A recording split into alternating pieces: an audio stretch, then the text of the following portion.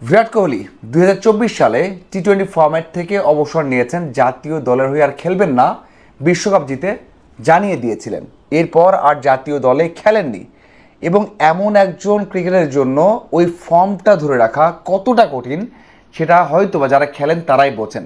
জাতীয় দলে খেলবেন না, অন্য কোনো আসর নেই এবং সবচেয়ে বড় বিষয় হচ্ছে টেস্ট এবং টি-20 খেলছেন না। ওই সময়টাতে মানে নিজেকে ধরে রাখা, ফিট রাখা এবং টি-20তে সেই ইন্টেন্ট ধরে রাখা, আগ্রাসী ভাব ধরে রাখা কতটা কঠিন এটা যারা খেলার সাথে আছেন তারাই বোঝেন। সেই কোহলি অবসর নেওয়ার 2 বছর পরে সে ক্যারিয়ার বেস্ট একটা আইপিএল কাটালেন। দেখুন, রান তো এর আগে অনেক করেছেন কিন্তু এবার ক্যারিয়ার বেস্ট কেন, পুরো একটা আসর শেষ করেছেন 160-এর উপরে স্ট্রাইক রেট রেখে। 165 স্ট্রাইক রেট, ভুল শুনছেন না।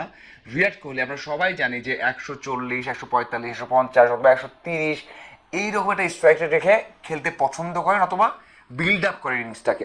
ধস নামলে সেটাকে ক্যারি করেন বা লম্বা করেন, দলটাকে ধরে রাখেন। কিন্তু এবার 165 স্ট্রাইক রেট, একটা একটা সেঞ্চুরি, 4টা 50, ফাইনাল ম্যাচে 18 বলে 40, পরে 42 বলে 75 অপরাজিত। এবং ম্যাচ যখন কঠিন মনে হচ্ছিল সেই সময় বিরাট কোহলি আগের কোহলি না, নতুন কোহলি খেলেছেন। মানে এক কথায় প্রায় 10,000 রান করতে চলেছেন আইপিএলে, সেখানে এত বছর পরে এসে ক্যারিয়ার বেস্ট একটা মৌসুম কাটালেন। টানা 4টা মৌসুম গেল 600 রানের উপর করলেন। টানা 4টা মৌসুম, 2টা গতবার অবসর নেওয়ার পরেও খেলেছেন, এবারও খেললেন। ওই যে বললাম না যে একজন তারকা যখন অবসর নেন জাতীয় দল থেকে তার ম্যাচ অনেক কমে যায়। জাতীয় দলে খেলা হচ্ছে না, টি-20তে টেস্টে খেলা হচ্ছে না, শুধু ওডিআই খেলছেন, কত কম ম্যাচ খেলছেন, অন্য কোনো টি-20 লিগ খেলছেন না। মানে এমন হতো যে বিশ্বজুড়ে টি-20 লিগ খেলছেন, টি-20-র মধ্যেই আছেন, নেই। তারপরেও এমন রান করেছেন, এটাই বিরাট কোহলি। এখন আসা যাক যে কেন কোহলি বেস্ট। দেখুন, কোহলি বেস্ট, লেজেন্ড, ইন্ডিয়ার বেস্ট, রেকর্ড বয়, যাই বলা হোক না কেন কম বলা হবে। এক্স্যাক্টলি কম বলা হবে, মানে ডিটারমিনেশন, তার ডেডিকেশন, যেটাই বলা হোক না কেন কম বলা হবে। সত্যি কম বলা হবে, কারণ এমন কিছু আর হয় না, আর হবেও না মনে হয়।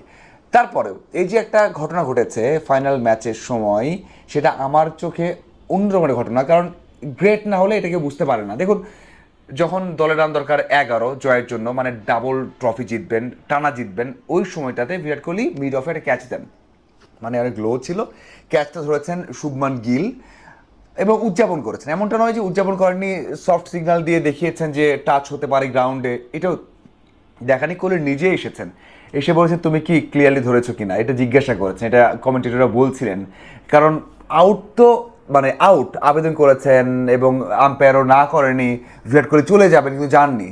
কোহলি বারবার বলছেন যে টাচ করেছে গ্রাউন্ডে, এবং টাচ করলে তো ধরনের সময় দখল থাকতে হয়, মানে বল যদি দুই ফিঙ্গারের উপরে থাকে তারপর টাচ করে তাহলে সেটা আউট। কিন্তু ওই যে মানে গ্রিপটা আছে কিনা সেটা বিরাট কোহলি দূর থেকে বলছিলেন যে না, গ্রিপটা নেই, তুমি ছেড়েছো।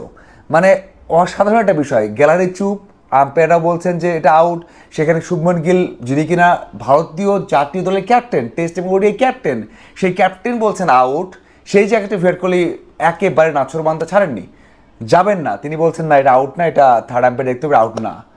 এবং গেস হোয়াট কি হয়েছে, মানে যখন দেখা হলো দেখা গেল যে মানে তার ফিঙ্গারে কন্ট্রোল নেই, বলটা মাটিতে লেগেছে এবং সেটা মানে ক্লিয়ারলি, মানে ওই যে যে ভারসাম্য থাকে সেটা নেই, মাটিতে গিয়ে টাচ করার পর ভারসাম্য এসেছে। তখন বোঝা গেছে যে এটা আউট না। এরপর যখন আউট দেননি বা আউট হননি, সেই সময় পুরো গ্যালারি ফেটে পড়েছে যে আসলে বিরাট কোহলি কি মানে কি করতে পারেন। এত দূর থেকে দেখেছেন, সবাই আউট বলছেন, তিনি আউট না এবার শুরু থেকেই বলেছেন। এবং পরে যখন আউটটা হলো না, ওই সময় তো ডিসঅ্যাপয়েন্টেড ছিলেন সেখানে শুভমান গিল, কাছে গিয়ে বললেন যে আসলে এটা আউট না, বা বুঝিয়েছেন।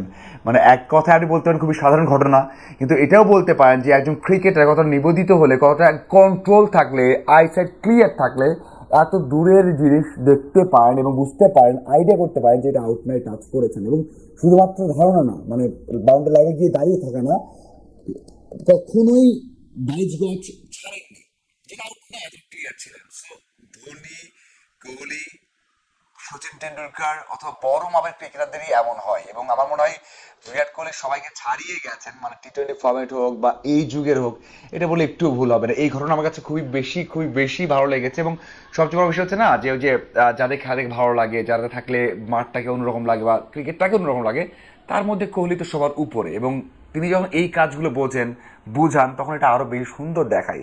আউট হলে অন্যরকম হতো, আউট না হলে যেটা হয়েছে তা জিতেছে, আউট না হলে জিততো। তারপরেও এই ছোট্ট ঘটনা আসলেই বলে দেয় যে কতটা মানে কন্ট্রোল থাকলে মানে এত এত কিছু মানে সবার এগেনস্টে গিয়ে সত্যটা দেখা যায়, বোঝা যায়, বলা যায়। দারুণ বিরাট কোহলি সংখ্যায় শুধু না, আসলে তার প্রেজেন্স, তার সেন্স, তার নলেজ এবং তার ডেডিকেশন, ডিটারমিনেশন সব কিছুই যে সবার থেকে আলাদা, সবার থেকে বেশি, সেটা কিন্তু এই ছোট ঘটনাগুলো আর এত বড় পারফরমেন্সে বোঝা যায়। আপনার কি মনে হয় এবারের আইপিএলটা? আমার চোখে বিরাট কোহলির মানে বেস্ট বললাম, কারণ স্ট্রাইক রেট এমন আগ্রাসী, এতটা